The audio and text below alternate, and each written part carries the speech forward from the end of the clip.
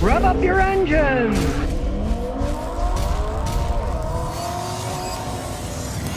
Now, this one came with a 6-cylinder, and everybody says, oh, I don't get the 6, it's too slow, it's too slow. Well, this has a 6, and it's not slow. Why isn't it slow? Because he bought it with the factory 6 in it, and his friends talked to him. He said, oh, I'm just going to keep it in the garage, drive it around a little. Then I'll use it for my regular car, and I'll use my Jeep for doing knockaround stuff. Well, guess what? His friend said, that's too nice of a car. You need to make it faster and have it as your show car. So, what did he do? We'll look under the hood. First thing you're going to notice, no hood prop. He put struts on it so it goes up. You know, you spend all this money in a car, why not? You know, instead of having that stupid ugly rod, right? But the main thing is this. He had a Pro Charger, supercharger. There's the belt drive put onto this thing.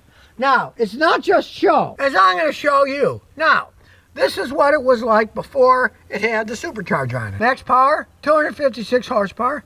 Max torque, 261.75. Not bad for a V6.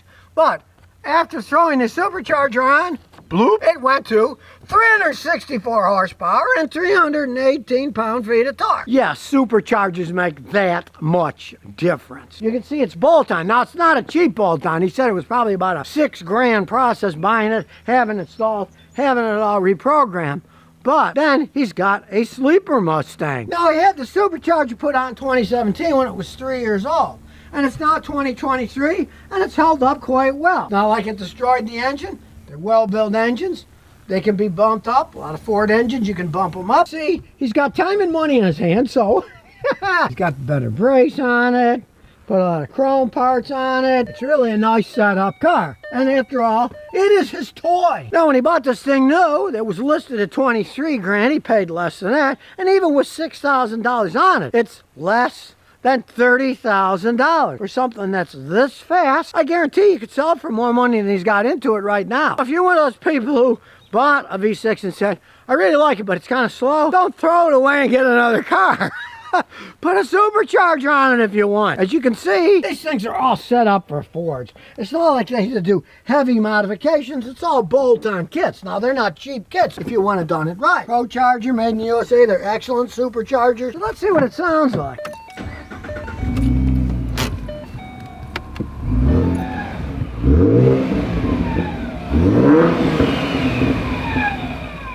There's nothing like that cool whine of a supercharger.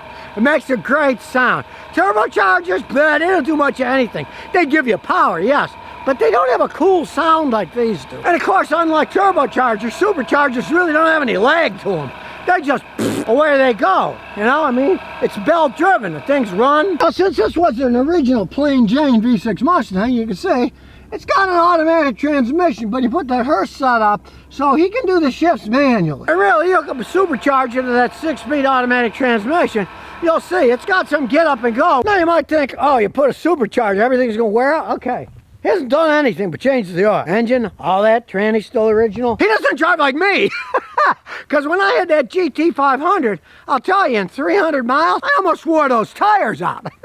Mind you, that had 660 horsepower. Supercharger on it too, but a lot of difference between 3-something and 660. That thing just spun the tires. You've seen the videos I made in Houston years ago. The entire neighborhood looked like they were fogging it for mosquitoes from the smoke coming off those tires. So he doesn't drive like an absolute maniac. But of course he can if he wants to.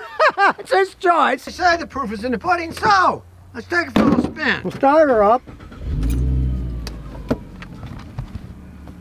Drop the windows, and we'll kind of look around. You can see it's the classic Mustang. They started making them look more like the old school ones. Black and chrome, you know, little seats in the back. You can get people in there, nothing particularly large. It's older, so it doesn't have a backup camera. I really can feel the wheels start to spin a little, just turning it around, so we'll go over the bump kind of slow. It's a heavy bump. And down the road we go. Of course, you know, this is a classic Mustang. Good to ride a little rough. That's how they ride. It's for the handling. Now, people like the way they handle, not so much the way they ride. And of course, this thing would be useless in the snow with that supercharger and the weight all in the front and the middle and just the tires in the back. It's rear-wheel drive. You could do a lot of donuts in the snow, but handling it and controlling it, you even though it's got some traction control to it, it would still be a monster to drive in the snow. It's a nice sunny cool day, 65 degrees, so we don't care. And here we go up to the old road. We can get a little speed going. And let's see, nobody's coming that way. No, we'll have to wait. Big truck's coming. We want a lot of room here. Here we go.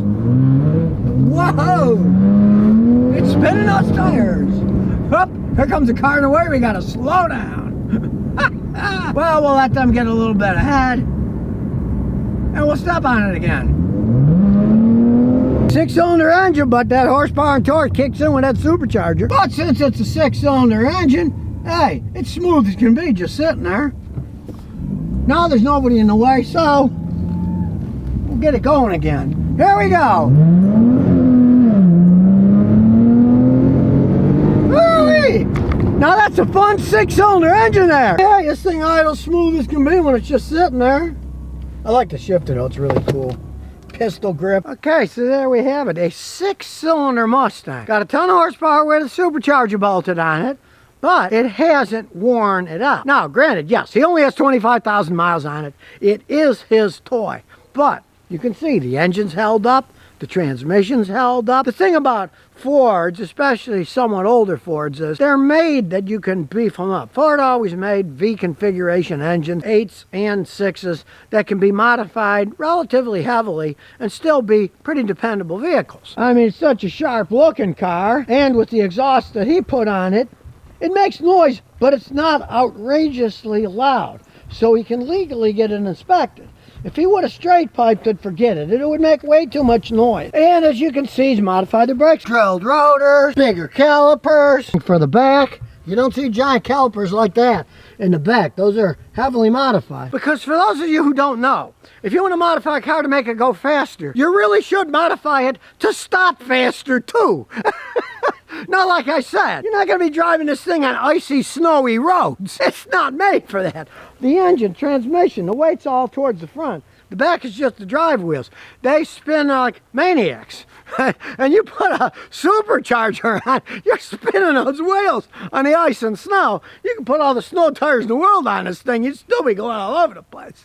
It's a fun summer car. So, of course, it's evidenced by the only 25,000 miles on a car that is now 10 years old. The 2024 models are coming out. It lives in a garage in the winter because he doesn't want to wreck himself or the vehicle, because you can see BMW here from Rhode Island, the salt eats them up. He's left it in the garage. Looks like it just came off the showroom floor. I'm still amazed. It still has the original tires, and they still have good traction on them.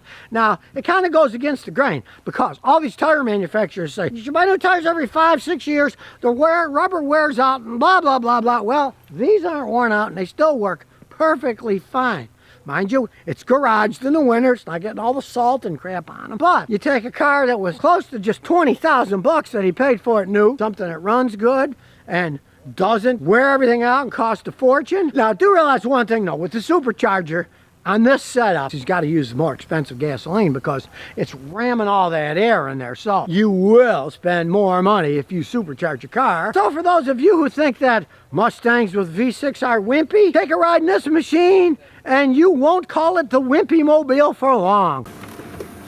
And here's some bonus questions and answers. Waxul71 says, should I buy a 2017 Yaris? It's got 60,000 miles with 2 owners. The dude got in an accident on the passenger side, but it's got a clean title. He wants $6,000, but it'll take $5,500. Yeah, they're pretty reliable vehicles, but now it's already had 2 owners, right? And it's only got 60,000 miles. I'd be kind of leery. Pay a guy like me to check it out. It might have been in a lot bigger accident than what they say it was. Now, you cannot hide anything from a mechanic like me with a fancy scan tool. When we plug those babies in, we get all the data in the world. I've checked out so many cars.